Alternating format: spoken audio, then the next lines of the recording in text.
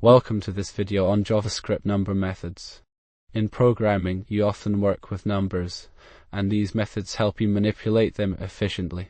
We'll start by understanding what each method does and how they can be used in real-world scenarios. The round method rounds a number to the nearest integer or to a specified number of decimal places. It's commonly used when working with financial data, measurements, and more.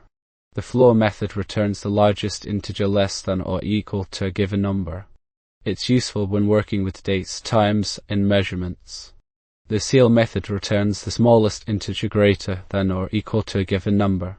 It's commonly used when working with financial data, measurements, and more. Let's see these methods in action with a practical example.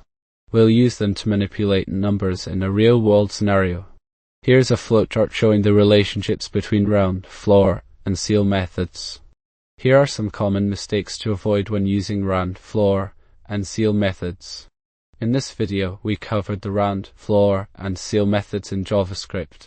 We saw how to use them with practical examples and a flowchart.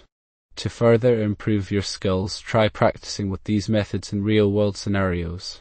Thank you for watching this video on JavaScript number methods. We hope you found it helpful.